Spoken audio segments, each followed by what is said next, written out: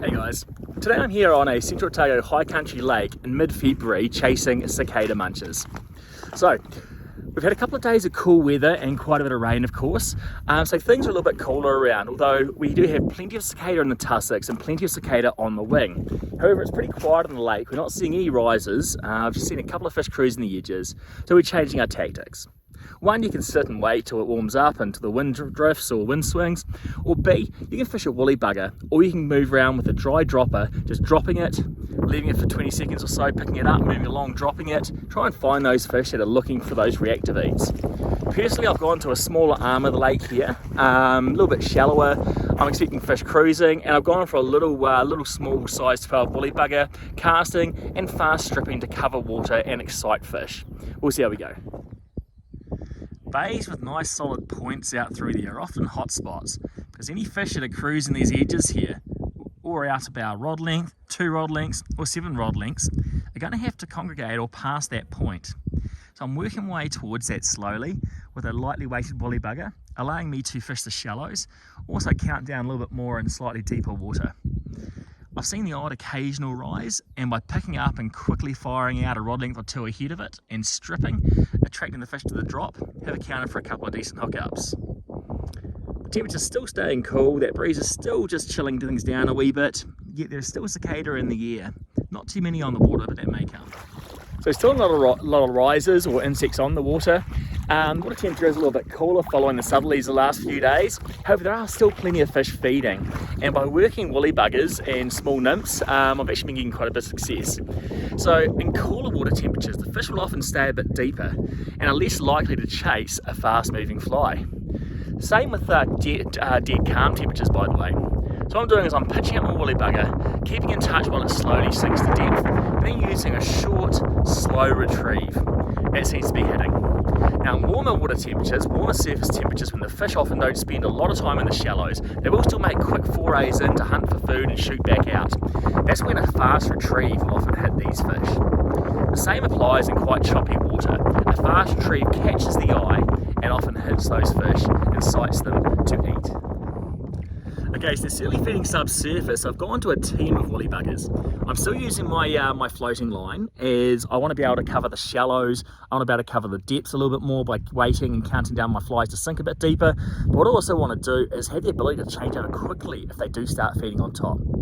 I have a size 8 olive woolly bugger below, and I have a small peacock coloured micro bugger off a dropper about 1.5 meters above, giving them alternatives in both colour, size, and also the wee micro bugger is slightly heavier hackles, so it's pushing water not far below the surface, while 1.5 meters beyond, my olive woolly bugger is getting that a little bit deeper.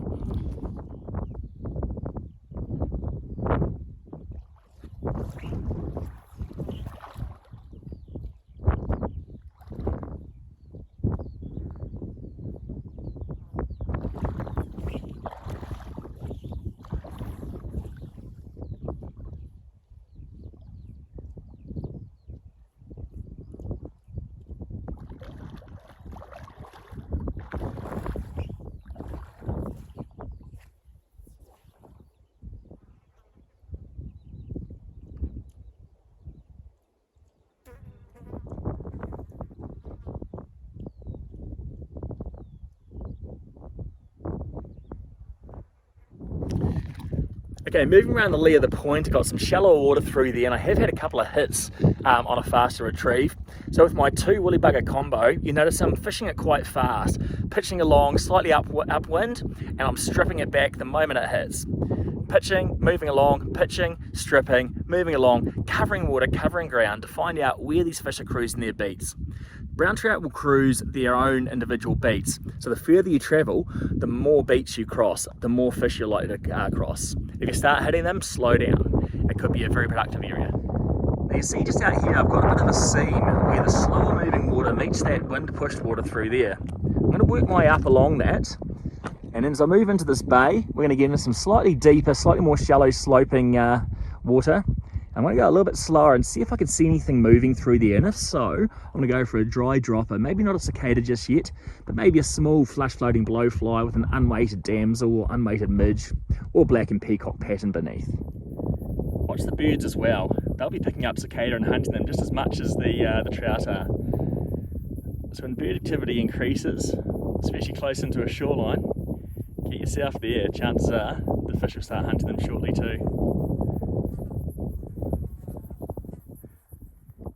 So the cicada are finally landing on the water. I found a nice calm bay. The wind is pushing the cicada off the bank and out into the lake. So it's important that if I'm presenting from the shoreline, I have to consider this. I don't want to cast out, have a tight line, have my fly drag unnaturally. So I want to make sure I employ a number of slackline presentations to drop my fly and have enough slack for it to feed out naturally with that drift. If I can't accommodate that, I'm going to consider coming in sort of on an angle, with side on, landing my fly, letting it sit for a moment, giving it a couple of twitches, maybe pick it up and drop again. Rely on the drop of the fly to grab the fish's attention.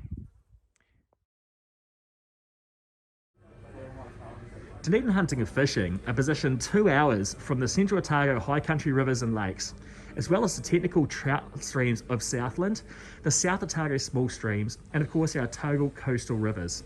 Needless to say, they're always well stocked with a great variety of fly fishing equipment. According to the situation, you might need a variety of cicada on our high country rivers and lakes. Sometimes you might want a denser, hard body pattern like the classic cicada or the kiwi cicada. You might want a lighter version. You might want a flush floating version sitting low in the film for those calmer days with spookier browns. Then again, you might need something very, very small.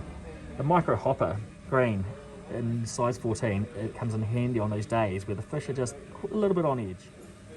Adult damselflies, beetles and hoppers are again important food sources on the lakes, especially when fish key in on smaller manuka beetles or the adult damsels. And of course, as we all know, blowflies make great indicator flies, as well as a fantastic attractor for days when things are getting that little bit slow. You can trim the hackle down on the improved Humpy Blue bottle to have it sitting flush on the surface, or go for a Para improved Humpy Blue with its rubber legs and low floating persona. My stillwater streamer box is largely filled with woolly buggers of different shapes, sizes, colours and weights. Weight is important, as you might need a lightweight pattern for stripping fast through the shallows or fishing slow over weed beds. You might need to get down deep or fast in choppy water, and so a beaded pattern comes in handy. I don't generally carry every size from 2 through to 10 to 12. I generally carry a size 4, maybe a size 8 and maybe a size 12. I don't think trout focus too much when they're in the chasing mood. The good old lightly weighted olive woolly bugger, brown woolly bugger and black woolly bugger make up the staples of most anglers' fly boxes, as well as variations such as Belinda's Bitch Slap and a number of other great choices. And you can see with the abundance of sold out flies that our stillwater nymphs are insanely popular at this time of the year. Little snails such as the black and peacock, Corixa patterns such as Renee's boatman, Rob's red-headed bloodworm and Rob's red-headed midge, our standard midge pupa, and of course in the surface, the para midge, Koichi CDC floating midge offer those subtle sippers something to go for. However, for me personally, it's the damselflies and dragonflies that come into their own. And flies such as the diving damsel with its tungsten bead to get down a bit deep, a mooching mud-eye if you need something a bit bigger to grab some attention, imitating the dragonfly nymphs, and of course Rob's red-haired damsel and the popular damsel bugger certainly round off my fly selection. Hey, so it's important to have a number of options when fishing these high country lakes. If cicada aren't on, you might need manuka beetle, you might need blowflies, parachutes, or adult damsels, which are very prevalent on these lakes and are highly sought after by the fish. Nymph-wise, damselfly nymphs, snails, chironomids, caddis and mayfly nymphs. Consider what's in the water and imitate them. Streamer-wise, my streamer box is pretty much consistently filled with variations of woolly buggers.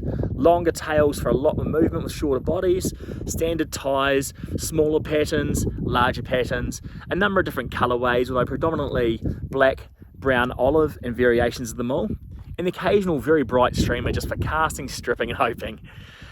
Some woolly buggers I tie without the hackle, especially if I'm using it off a dropper so it doesn't spin. Also for a nice slim appearance, and in those situations I'll just pick out the guard furs or the synthetic hackle, synthetic body fibres to give it a bit of movement. Hey, so there's an overview of approaching our high country tussock lakes. Now, it all may seem straightforward. It could be hot weather, middle of summer, you're expecting a lot of dry fly activity. And when you're often fishing at 800 odd metres above sea level, a lot can change with cold water, temperature variations, and often finicky fish. The game is to be prepared.